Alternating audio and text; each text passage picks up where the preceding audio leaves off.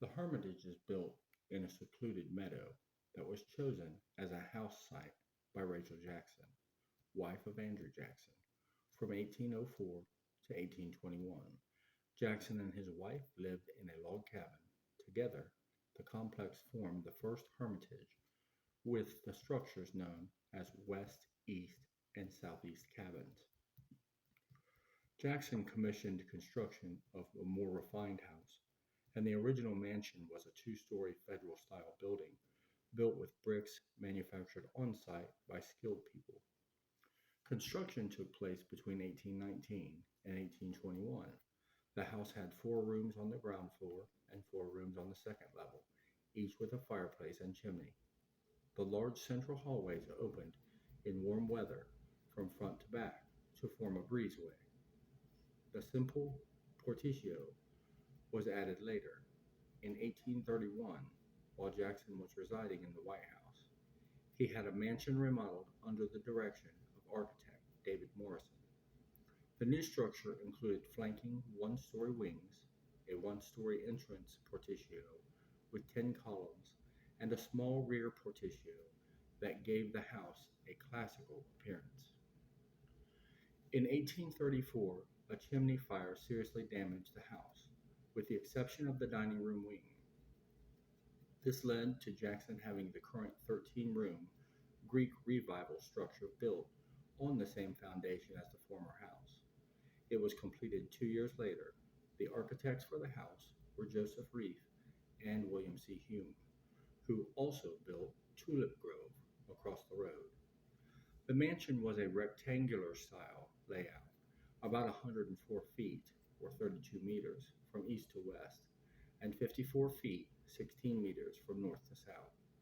The south front is the location of the main entrance and includes a central block with a 5-bay 2-story structure with a porticio supported by 6 modified Corinthian columns, with a simple entablature resting on the capitals.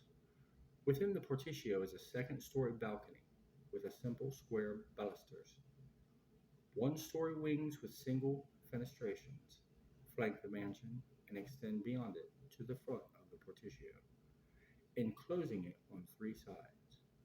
While the southern facade gives the appearance of a flat roof, the 3 other elevations show that the tin-covered roof is pitched.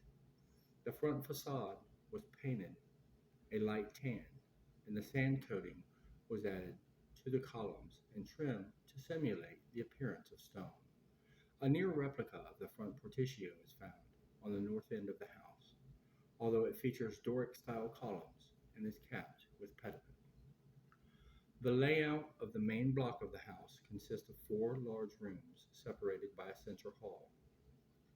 The entry hall, with plank flooring and painted dark, is decorated with block printed wallpaper by John Dufour at C of Paris, depicting scenes of Timachus' visit to the island of Calypso. At the far end of the hall is an elliptico cantilevered staircase with mahogany handrails that leads to the second level. To the left of the hall are the front and back parlors, featuring crystal chandeliers and Italian marble mantels. Leading from the front parlor is the dining room in the east wing. Decorated with high-gloss paint to reflect as much light as possible, the fireplace features a rustic mantelpiece called the 8th of January. It was carved by a veteran of the Battle of New Orleans, who worked on the mantelpiece on each anniversary of the battle until he finished it on January the 8th, 1839. Jackson installed the piece on the next anniversary a year later, on January the 8th, 1840. Adjacent to the dining room is a pantry and storage room that leads to an open passageway to the kitchen. This was built separate from the house to reduce the risk of fire to the main house, as well as eliminate the noise, heat, and odors of cooking.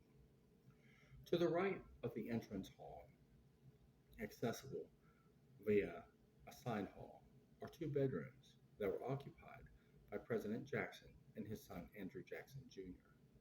A spacious library and office used by Jackson and others to manage the site are located in the West Wing. On the second level are four bedrooms used by family members and guests, including Sam Houston and Presidents James Polk and Martin Van Buren. The grounds. The site today covers 1,120 acres, which include the original 1,050 acres tract of Jackson's land. It is overseen and managed by the Andrew Jackson Foundation, formerly called the Ladies Hermitage Association. The mansion is approached by a cedar-lined 10-foot wide guitar-shaped carriage drive designed by Ralph E. W. Earl. The design made it easier to maneuver carriages in the narrow space. To the end of the house was a 1-acre formal garden designed by Philadelphia-based gardener William Frost in 1819. Laid out in the English four-square kitchen garden style, it consists of 4 quadrants and a circular center bedroom contained by unusually long beveled bricks and pebbled pathways. Originally, the garden was primarily used to produce food for the mansion, and secondarily, as an ornamental pleasure garden. It is surrounded by a white picket fence.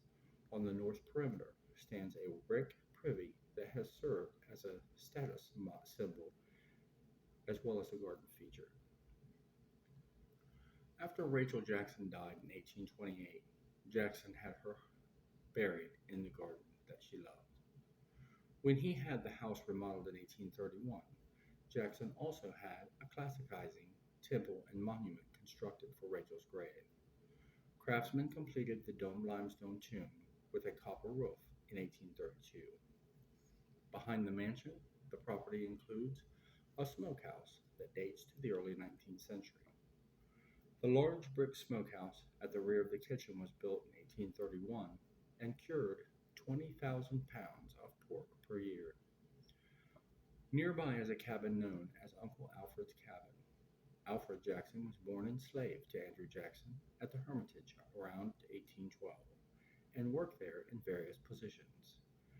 After the Civil War, he stayed as a tenant farmer and later worked as a caretaker and guide following the purchase of the estate in 1889 by the Ladies Hermitage Association. Jackson died in 1901 and was buried near the tomb of President and Mrs. Jackson. 2 other cabins were built from materials of the first Hermitage. After Jackson built the main house, the 2-story log structure he had lived in for 15 years was disassembled, and the materials were used to build 2 one-story buildings used as workers' quarters. From 1988 to 2005, teams conducted extensive archaeological investigations at the site.